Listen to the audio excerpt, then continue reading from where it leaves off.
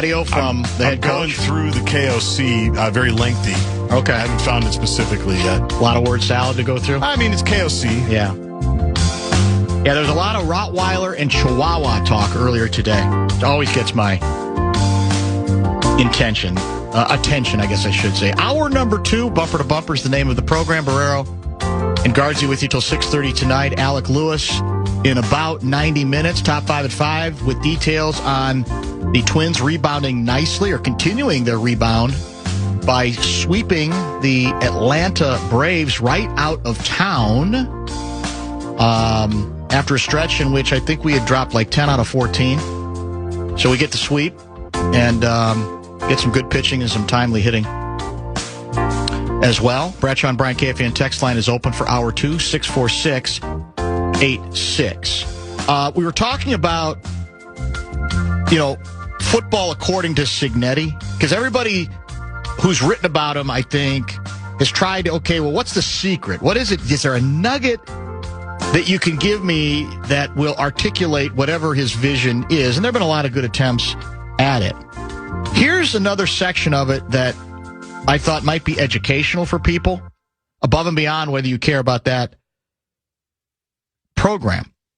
The writer, CBSSports.com guy, writes, Signetti's answer to the dramatic production loss was the same one he utilized when he took the job before the 2024 season, by production, as in B-U-Y production. Indiana signed 17 transfers in a class rated 5th nationally. He replaced big production numbers with comparable production from elsewhere. The simplest approach in a sport that has turned to Moneyball more than development since the advent of the transfer portal and NIL payments. You agree with that premise? That's that Moneyball is the trend. Yes. In 2027. Yes. Especially for the Power 2 schools where you can go. Yes, right. Pay players more than other schools can pay, yes. And players want to come play for you. You look at the playoffs last year, a lot of the highest payrolls were right there, so it makes sense. Signetti. First thing, when a name comes up, I Google it, right? Which, of course, is kind of humorous because that's the famous, when he was introduced as Indiana coach, I win, Google me. Yep. So I don't think he's trying to be funny here. He says, literally, a name comes up that I might be interested in, I Google it. And ESPN got, the guy's picture and his career stats, season stats. I'm going to see how productive and consistent he's been, and then it goes to the tape. That's the process, it sounds like. Yeah, you can come with me through Google with some names. I'll consider them. And then if I see production, I go, that's pretty good production. Then the next step is put them on tape. Now, again, they have the advantage now, which they've earned, by the way, by their winning, of having more money to deal with and perhaps to make it more easy to get some of these people. But even that I thought was a little it's a more systematic than I guess I thought it would be. I don't know what I thought it might be. Yeah, I'm curious. But it kind of fascinates me the way he lays it out. And I thought that was, again, pretty honest, letting us behind the curtain a little bit. So he has talked a lot about Saban being a big influence because he worked with him. He was, I think, the recruiting coordinator when Saban first got to Tuscaloosa when they weren't very good. And he's talked about, as you would imagine, learning everything from Saban, or a lot of stuff from Saban about how to run an entire organization. If you listen to him talk, he sounds a lot like him, where every play is the entity of its own. You're fighting against human nature. You have to do your best right now. Don't worry about the past. Don't worry about the future. Where I actually think he's interesting is what he looks for in a certain recruit, like how they bend, how they move for their size, the level of detail there, especially when he was at other spots where he didn't have those advantages. You have to be able to project a little bit more. Tells. They're his tells. Yeah, that's where I have heard him talk before. That's interesting to me because now. Well, here's the other quote. Go ahead. Oh, theoretically, it's easier now because he's dealing with the highest caliber of athlete, and you still have to find out, are they going to be a fit for what you want to do, how you want to do it, all of those things. But back when you're at a smaller school, and he bet on himself out of Alabama, he went the real small school route, right? Yes, he did. You've got to really. That's where I think you really make your money, even though you're not making that much money, is you've got to find guys that it's not as easy as Googling and then just watching some tape to see what the production is. That's where I think his genius is and why he's been successful so fast. To CBS Sports Guy. If a guy walks in my office, he might have a lot of talent and be a really good player And that transcript doesn't look real good. And I get a vibe that this guy's a little selfish, can't see past his nose. I'm not taking it. I mean, he better be the best wide receiver in the history of football, and then I'm still going to think about it. That's the other part. Now, again, he's not the first coach, I think, to judge that way and analyze and get a feel, but I liked the insight there, the I guess direct nature of what he's saying in this case, that and again, maybe it's easier for him to be this discriminating because he's got great options, right? He's not as desperate at this point, but something got him here in the first place, and I think it was sort of an instinct of, everybody tells me I got to take this guy, and we actually can get him. And I'm here to tell you, I don't have a good vibe on that guy. So I'm not as likely to take him as maybe other schools tell me or other coaches say I have to, just because I'm going to trust my own instincts on exactly that. A lot of little nuggets in that regard. Here's another example. They're talking about two Kansas State defensive ends, the closest thing in the group to a projection. I can't even pronounce their names. Toby Osunami and Chidi Obiazor, Obiazor. Closest thing in the group to a projection. Signetti still has extreme expectations for them. I'd like to see them be monsters. That's what I'd like to see.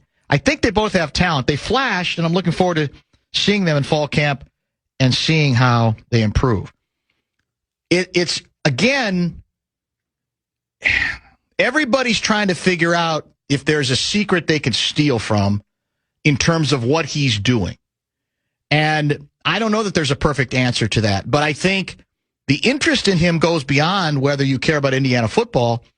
Has he figured something out that we can adopt?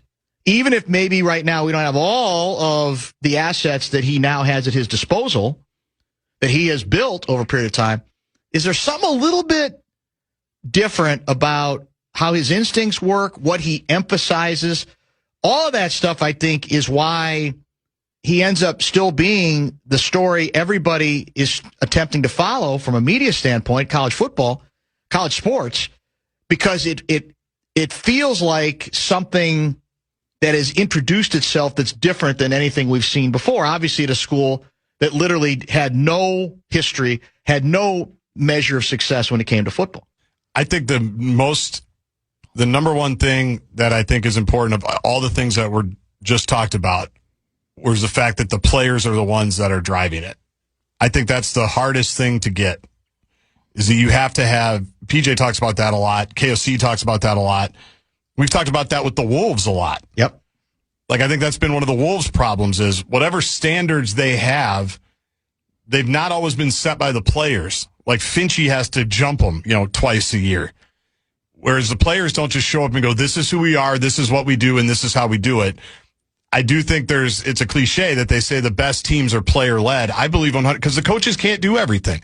The coaches can't be out there all the time. The coaches can't be at every captain's practice or morning workout. So you have to have disciples when you're not around. Why are some coaches able to cultivate that climate? Because it's a lot of what is talked about in this story that he's proud of, that he doesn't always have to be the jackass. Mm-hmm. He doesn't always have to be the guy to do it. He's nurtured a system in which others, starting with young players. Now, I say young, some of them have been around a while, but they're still relatively young to a coach's age, are doing it for him after, obviously, he set the thing in motion. That, to me, is what I would think if you're any AD, you're going to say, that's what we want to tap in. We want to figure out how that gets started and how it can be nurtured the way he seemingly is doing it in a place now where it's almost effortless. Like you said, where he doesn't even have to say anything about the shoes. He can, but somebody else is going to already make the point in an age in which more generally I think it's still viewed as, hey, let people do what they do. It's a different era now. To each their own. I'm not going to judge. I'm going to let people express themselves the way they want to express themselves. But this is, in a certain sense, contrary to that. Correct? Yes, but I do think there's still room for this way, obviously, and so I think it's also, even though a lot of recruiting now is microwave recruiting, where it's you're in the transfer portal one day and by the end of the day you've already locked in with another team. You have to make sure, especially if you're recruiting the high school kids too. You got to learn, is this someone that will do this for me? Yeah. Are they a good fit? Are they about what we're about? I think that's where the personality stuff. So has he just stolen brilliantly from Saban? Is this all Saban? I mean, it's not just Saban, but I think it's every good coach and every good program. They all say it. They all kind of say the same stuff. Yeah. It's just you have to be able to back it up when it gets meaty. Because you're just trying to win the next game, right? Coaches are just trying to win the next game and survive. You have to be able to have the confidence, the backing, the backbone to back up all of these things. And then once you get, to me, it's not like right now, like you say, the train's running. It's easy. Yeah. It's easy to keep it going now because they've got a banner that they've never had before, and they're the darlings of college football. It's probably a lot easier now than it was when he first got there. I always hear coaches say, like, year one is the hardest year, or year zero, because you're setting the new standard, and there's people that you didn't recruit, people that are on the team that might not want to be a part of it, but you have to set those parameters right then because that's going to be the new culture, the new vibe, the new way that it goes. So I think every coach wants that and dreams of it, but they also know they need good players to win. And if you're not at a place where you can get good players all the time, I think about it over the years with Gopher basketball. Like some of the stuff, I won't name names, but like that Munson let go because he needed a really good player. You needed a good guy. And so the old pact with the devil. Yeah, that's where it gets tough. He tried to be, well, we can name this. Remember, he had to kick Prisbilla off the team. That was our best player. He scored like 30 points against Indiana. And then the next day he was off the team because he didn't go to class or didn't do something. It's like a guy played in the NBA for 15 years. He would have been helpful, but he had to do it. Now, it didn't help later on because other stuff still went down. But you have to be able to get through the tough first couple of years, and Cignetti didn't have any, while you're setting that tone so that the players can take it over. It's easier said than done, I think. And again, for the record, the piece we're quoting from that's getting a lot of attention nationally is by a writer named Brandon Marcello, who, according to one of our texters, he apparently used to be the Auburn beat reporter. 651 guy classifies him as Seifert, Lewis, Gessling good. I thought it was an excellent piece. High praise, yeah. And I just thought it got into the weeds more than the obvious stuff with Cignetti, which you get all the time about, he does this well, and he got this guy, but I thought there was greater detail. He got somewhere that I'm not sure anybody else has, even if Bozich was happy, because it's so funny. An SEC guy who, he's getting cranky, like all of us getting older. He's got, I stay out, get out of my yard. But right now, Big Ten shouldn't even be thinking about the SEC. That's true. Got the 3 trophies next to all the coaches in Chicago, Big Ten Media Day. 3 different Big Ten national champions. Yeah, you're right. Well, Ohio State, Michigan, nevertheless, Indiana. He got bitter because Feinbaum took a shot at IU.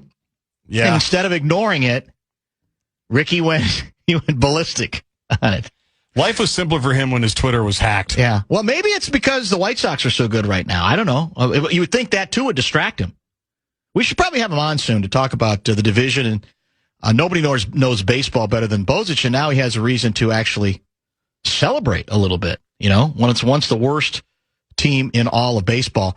Let's get to a baseball lowlight not involving the Minnesota Twins that I sent to you, an interesting clip, and then we'll mix and match the rest of the way until the top 5 at 5, and Alec Lewis joins with his reaction to the first day of the joint practice sessions between the Vikings and the Baltimore Ravens. Alec is scheduled for a 5:30 appearance. Kessler off this week.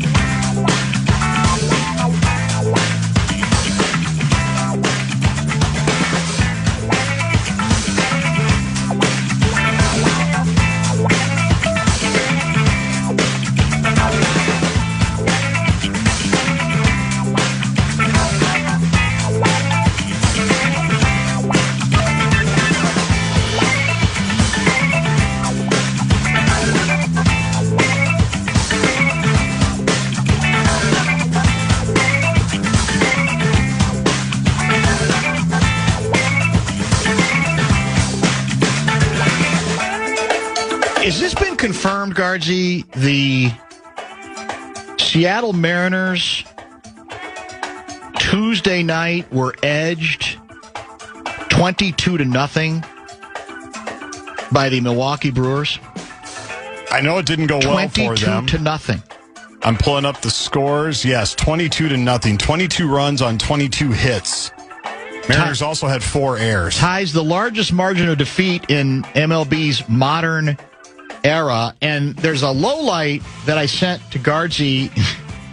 I believe this took place, this clown show, we can use the word clown, was at the point where Seattle was down 19-0. Let's listen to what then transpired, thereby adding insult to remarkable injury. Is not having any fun with this. Been the sacrificial man. Yelich to center. Julio is there, and he makes the catch. And Julio threw the ball into the seats. Julio threw the ball into the seats. That was the second out. And so the runners are going to advance 2 bases, which will score another run. And this just adds to a miserable night here in Milwaukee. The 2 errors in the last inning, the throw over second base, Naylor dropping a routine throw. Yeah, this is rough.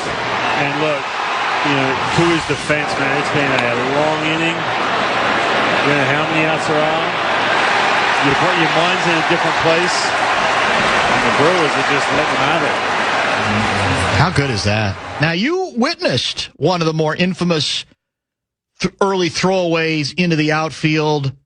Wasn't it at Wrigley Field? Weren't you there for the Twins game? I was in Wrigleyville that day. Okay. I was not at that game. I was watching the game with a bunch of Twins fans. You're talking about Milton Bradley. Yes. Milton Bradley in right field. Yes, absolutely. Although that was a long time ago, and there was a lot of pops that weekend, so I may have been there. I may have been there and just don't remember, but I definitely remember. You can't rule that out, is what you're saying. I was definitely in the vicinity. I may have been in the ballpark. It was amazing. It's always funny when that happens. Because you're talking. Well, here's the question: is it worse? Is it more embarrassing when you're losing by 19 runs, or does it actually become less relevant? That's the question. Where you go, well, what's the difference? They're getting crushed anyway. Are we really going to get all that unhappy with an outfielder who is that unfocused on the activity enough to know how many outs there were when he makes the catch? I guess you could look at it either way. Yes, I think it's bad no matter what. Wasn't this a situation, too? I hate this. I hate when it's done, and it's done all the time these days. Weren't the Mariners using an everyday player to pitch? Probably. And I know that's the cliche. Right. Why waste anything? What's the harm? I think it actually encourages the possibility that an outfielder is going to be even more casual about how many outs there are when you do something to me as ridiculous as using a pitcher. I hate the pitcher concept. I should say hitter, everyday player concept. I don't think it should ever be done in a Major League Baseball game, ever. Now, I know I'm sounding like a seamhead. I'm sounding like a guardian of the game. A ball guy. But I hate that. I don't think it's clever. I don't think it's smart. I just think it looks stupid.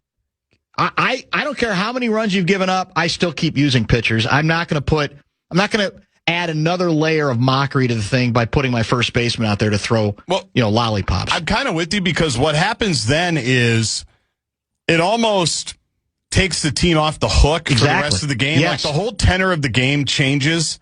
It becomes such a farce that it almost leaves people with like good feelings if you're the team that had to use the position player and he got like 6 straight outs. Then that becomes, hey, good job by Brian Dozier getting the 8th and the 9th. Exactly. They should almost just say, hey, like the 10-run rule, we were going to use a position player, but because of the new bylaws, everybody can just go home. We realize that you came for a full 9 innings and we're not providing that, so we'll give you a voucher for a free ticket, on not whole day in a few weeks. That's what they should have to do. That's true. And the player should have to pay for it. Yeah. The ones that put you're them right. in that position. Just end the game. If you're thinking about going to a position player, just end the game and give everybody a voucher. What's Seattle's record? They're in the wild card chase, are they not? They are. Or are they on the periphery? But they're plummeting. They're fading. And okay. I get all my Seattle news from Softy, KJR. Oh, yeah, Softy. KJR Radio. Is he bitter? Very bitter. Right now? He and his co-hosts basically have stopped watching the team. Now, it's Seahawks season there, and they just won the championship. Yeah. So they're pivoting, and they're big Washington Husky fans, too. But they are not happy with what's been going on. And the Mariners are 59-67, so continuing to fall. Let's make this the bottom of the hour pause. I mentioned in about an hour, Alec Lewis should join. He'll preview tomorrow's rematch, right? Tomorrow will be the rematch in practices between the Ravens and the Vikings. TCL. And see what his response to whatever we saw or what he saw earlier today. We are not broadcasting from out there because everything was going to wrap up too soon for us to really have any purpose being out there other than just to say we were out there. I know Common was out there during the event for sure, and I'm guessing he'll be back there tomorrow because the timing works perfectly for him. But basically they're done with everything by 2 o'clock, so no reason for us to be there. Aaron Gleeman, tracking your suddenly resurgent Twins. Have they answered nicely enough to get back in this goofy race for the wild card, despite the fact that the record is still not all that impressive? He'll answer that question and many others when he joins us in studio tomorrow on also a Dr. Dan's Inbox Day. Let's make this the bottom of the hour pause, and let's return with some A-section controversy. Might be kind of juicy. That's next. You're listening to Barrero on The Fan. Hey, it's Meat Saucy. Benefit for the YMCA, helping out our guy Greg Coleman. Tampa Bay, the opponent for the Vikings game this year. Round trip business class tickets, Bucks game tickets, pregame field passes, dinner with Greg Coleman the night before, a 2-night hotel stay, signed merchandise from Greg Coleman as well. 651-989-5326. Minimum raise of the bid, we'd appreciate it if it was $300. The current bid, $3,000 now. This goes until 6:30.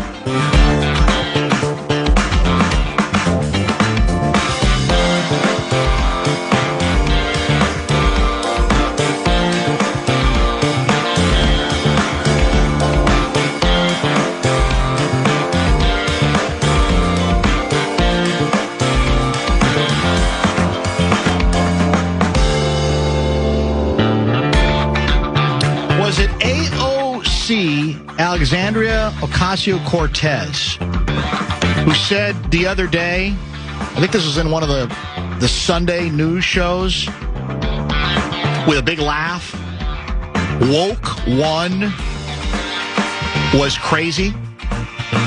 The Sharks out there on the right side of the aisle have had a lot of fun with that acknowledgement from AOC. Basically confirming it, basically saying, yeah, was crazy. It's about time you guys, even one of the woke ones, one of you wokesters, acknowledged it. Owned up to just how crazy woke one was. On the other hand, we'd say to the Sharks, we might even ask the same question that Derek Thompson asked via X. What would the Shark equivalent of Democrats deciding that woke 1.0 was crazy? What would be the Shark equivalent? Have they thought about that? Because I think Derek Thompson's got a good idea, or a good theory. He suggests it might be something like a party-wide acknowledgement that their party leader, now polling at record lows, really did lose the 2020 election and doesn't deserve kingly fealty while he rakes in billions in crypto schemes as inflation rises and Iran squeezes the allegedly wide open Strait of Hormuz. He notes while conservatives are right to be miffed about lefties saying ha-ha, whoopsies about the worst SJW nonsense of the early 2020s, The bigger story isn't Democrats letting go of Woke One, but rather the Republicans, the Sharks' amazing inability to let go of the million-pound anchor dragging down the party. Fairness and savagery. Isn't that a fair point? Doesn't that make some sense? You want to celebrate the mocking of Woke One? Have at it. There's material there.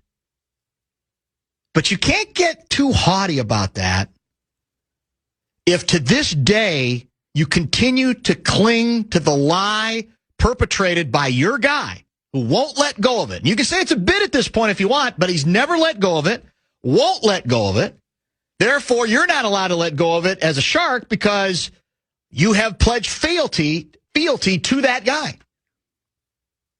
So be careful what you wish for when it comes to all of the celebration over just how silly Woke One looked and how delicious it was that AOC acknowledged just how out of hand Woke One became. She at least acknowledged it. The Sharks still won't acknowledge that their guy lost in 2020 and continue to play along with, well, we know he didn't really, but it's what he likes to say and that's what he likes to do, and we got to just sort of let him go along with it. Meanwhile, did you see your guy, Mike Lindell, speaking of stolen elections, he says he's going to pay. He's going to put the money up for a recount. I did see that. And let me be the first to say, if on the basis of that recount he wins, I'll apologize on 100,000 watt radio. I'll have to, right? I'm not holding my breath on that because he hasn't conceded yet, correct? I think that's true. Yep. $825,000 is what it would cost to recount. $825,000? According to the Star Tribune story. Well, does he even have that kind of money at this point? That was going to be my follow-up. Given the issues he's had with different things, I don't know if that would be the best use of the funds. You're not 100% sure? I just, that's why I said, it seems like he's got so much going on. Running for governor should be the least of his worries right now. And I'm not even trying to be funny about it. I understand. Like, there's so much stuff. No question about that. Can we play a very special? We have time now because we're free till the top of 5 at 5, top of the hour. And now it's time for Astute or Asinine. We haven't played this game in a long time. I kind of miss it. And this edition of Astute or Asinine fascinates me because it raises, I think, a really tantalizing question that everybody can have an opinion on. Now, not everybody necessarily will be as informed on this subject as others. And when it comes to business areas, I always am looking for help from experts. Here's the astute or asinine proposition. Is it astute or asinine that Americans would be 20% happier if zoning codes allowed stores in residential neighborhoods? Now, there's a lot to chew on there. And I don't remember who I got this from. Some big shot I don't know, he's a developer guy, I think was trying to sort of fire back on citizens who are constantly battling any kind of public business kind of thing in the middle of what they view as our neighborhood. We don't have to have stores in a neighborhood. Right. But I'll ask the question, astute or asinine? Americans would be 20% happier if zoning codes allowed stores in residential neighborhoods. Because at first blush, it's easy to, mock and ridicule and say, oh, come on, man. That opens the door to so many issues, and it gets stuffy, and then it gets too busy and traffic. Yeah. On the other hand, I guess it all depends on how you define a neighborhood. And you're back to urban neighborhoods and suburban neighborhoods. You say, yes. I kind of like that. I walk like a block and a half down, and there's a store I can get something from, whether it's a market or something else. I actually think that's within reason. I think that's actually pretty good. Astute or asinine? 64686, Bradshaw and Bryant, KFAN text line. Now, how you get the 20% happier, I don't know. I think he was just throwing it in as just to get the conversation started. I had kind of a question about the math. No surprise. Is he saying that all Americans would be 20% happier, or 20% more Americans would be happier? Does He's that make saying sense, what I'm all asking? Americans would be 1/5 happier if zoning codes were not so tough on this and actually allowed stores in residential neighborhoods. So, in other words, more of a mix and match proposition. Yeah. Where you might have some apartments and some condos and a couple houses, but then you got a store. Maybe it's a boutique store. Maybe, like I said, it's a corner market grocery store. Stuff that I guess you could say in a lot of big cities is not even that big of a conversation, right? It's just almost an assumption. Yes, especially like in a downtown or an uptown or whatever it is. Is that healthier? Is that Astute or Asinine? I think it's an interesting question. I will say for me personally, I think I would be 20% happier. I do too. If there were more stores in walking distance to my house. We have a couple restaurants in walking distance to our house, and it's like my favorite thing to do is to walk up there. And I'm envious. Like, I was driving through Excelsior last night to go to another Endless Kids thing. And I'm envious that I don't live in Excelsior for a number of reasons. The first would be that I could afford to live in Excelsior. That would be... Oh, calm down. Well, I'm serious. You could. That would be... My happiness, I think, would be improved there just on that. Right. But the fact that you can walk anywhere if you live kind of in that little area, or even when I'm driving through Minneapolis and all the different pockets that have, all those things that you talk about, yearning might be a strong phrase, but I would love to be able to do that more. I would love to be able to do that more.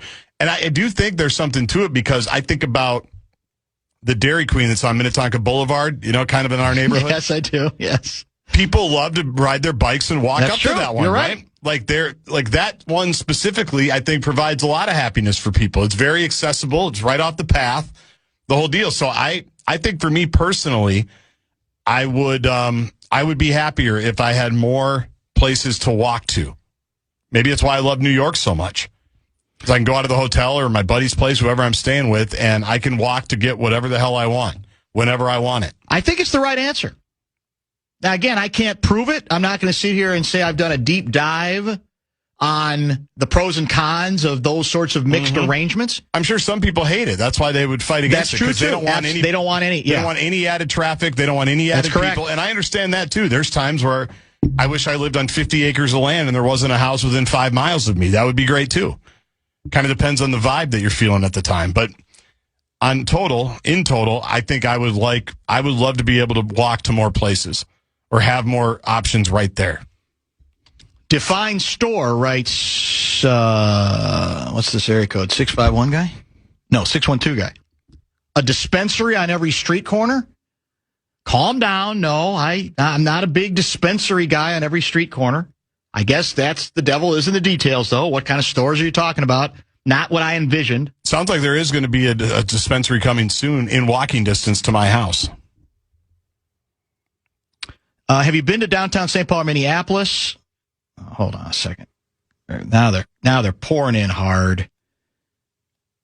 And seen what happens in front of and around businesses, whether they be open or closed. Drugs, fights, and homeless in abundance. That's why people don't want stores in their neighborhood. That's Jim and Becker. Jim and Becker, maybe I don't want to profile, as he spent a lot of time outside those stores.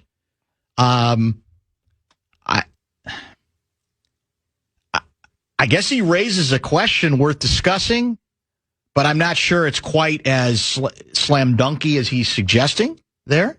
Again, it probably depends on the conditions you have in that particular area.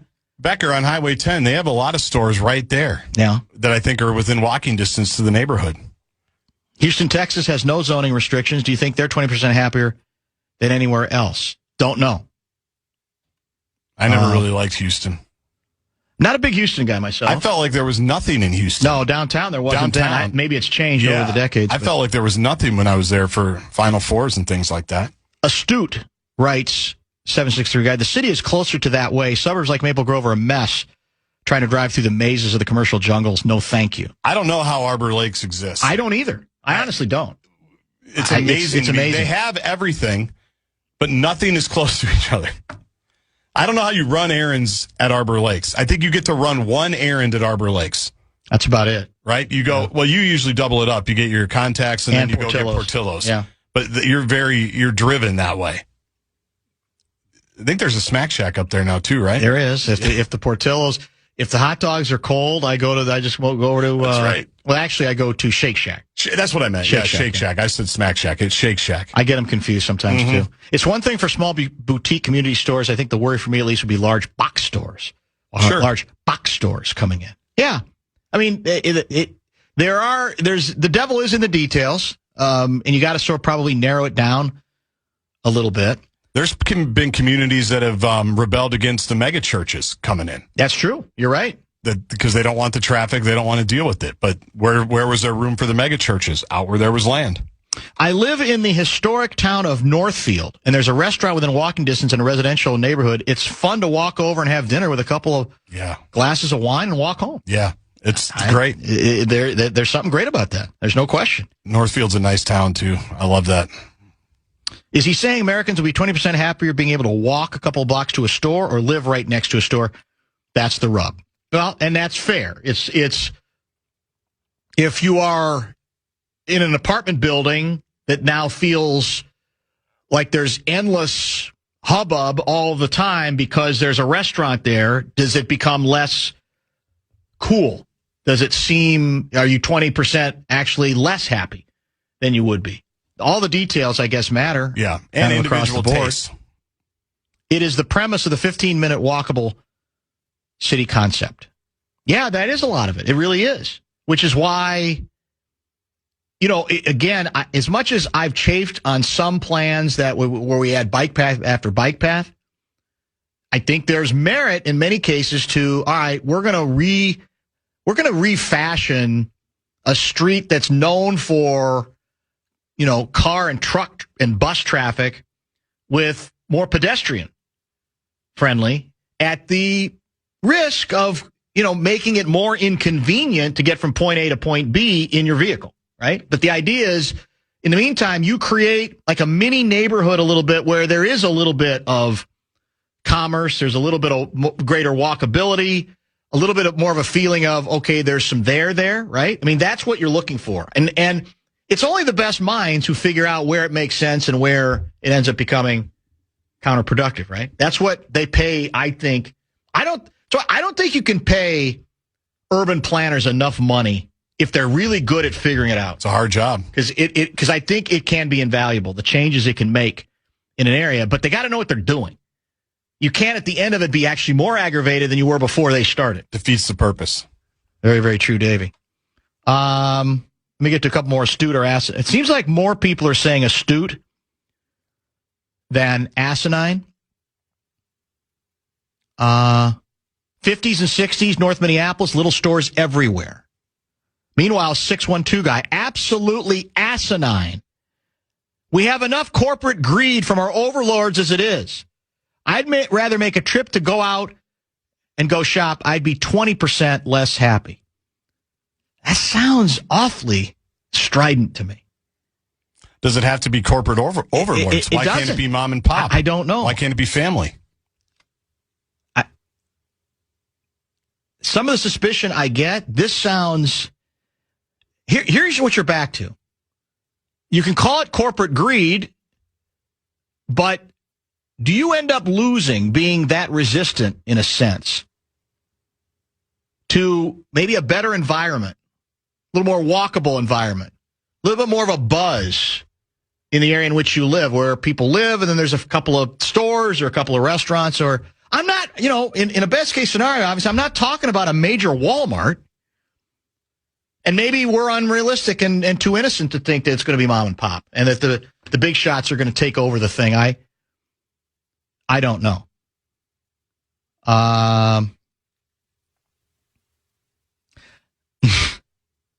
Dan, you can't tell us that you wouldn't love to walk a block and a half for the perfectly cut deli meat. The answer is yes, Astute. He's 100% right. I live for that. I now do more of that because of where we are. When I was growing up in Shakopee, there was a residential grocery store, Christensen's Grocery, and it ran across the street from the school. So there was a parking lot there, which made it convenient. But side of school, it was home. I think it should go by the size of the town. Too big and you have issues. I guess that's true. But we're back to it's not going to be Shangri-La no matter which way you go on it. Right? Right. You're going to have to accept.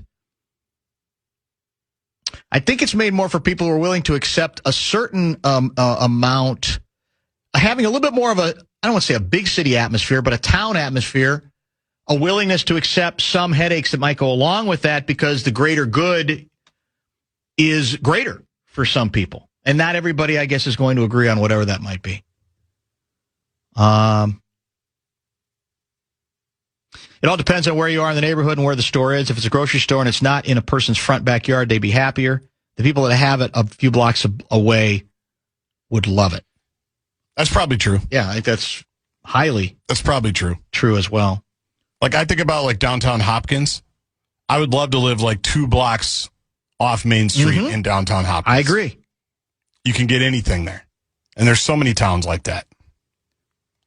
Downtown Hopkins is great. It's unbelievable. It works. And you feel like if you drive it and you just look around a little bit, you think something's going on. Something's happening there. There always is. There's a buzz to it, right? Now, I'm not saying it's, like the top of the best place to hang in the state, but I'm saying it feels like it's good. There's a community there. There is. Does there not? Yes. I love it there. With some interesting businesses. Yep. Kind of, they got a grocery store. Got a grocery store, too. Lots of restaurants. They got that's exactly it. I missed the Dollar Theater. I'm bummed that went away. Yeah, that's true. That's true. I like Big Ten. I wish that was still around. Right. But it's great. I might be moving. Big box can't support the minimal foot traffic of your local neighborhood. Some of your listeners have the smoothest of brains. That sounds like a shot. Wow. Doesn't it? Smoothest of brains. Man, I think that's a smooth brain. That sounds like a rip. It is a sarcasm, rip. Yeah, right? My brain might be smooth too, but that sounds negative. Yeah. All I know is Merrillville, Indiana, I wouldn't call it the greatest sense of community south of Gary back in the day. But this was when James Bond movies were big, Sean Connery period. And the thing at the time, if you were a kid, was you wanted to buy the latest James Bond trading cards. It was basically Sean Connery in various action poses, right? So there was what was the pharmacy? Turkey Creek was the development. Was it a Walgreens? I don't remember what it was. It's a pharmacy, and that was the bit. They'd have new cards like every week, and you just like to make the walk there. I wouldn't call it the most vibrant area when it comes to activity, but at least there was something, a little something there to enjoy for kids to make the visit, whatever the case may be. I'm opening myself up here, but we were 3 blocks away from 50th in France before it was really bougie. 701. Walked to that Arby's all the time. That's true. Ham and Swiss, couple of potato cakes and a cherry Coke. What more could a third grader want? Yeah, I was there occasionally. Yes. Probably going, who is this snot-nosed kid? Right. Why is he not here knowing again? Who you are. Yeah. He's here again. Potato cakes. The best. 3 blocks from home. Go across the street to General Sports. Get some sports stuff. Greatest day ever. It's good. It's not there any longer, I assume? No, but the General Sports bar is about to open up. Downtown Hopkins is the biggest small town in the cities, a great town that takes pride in itself.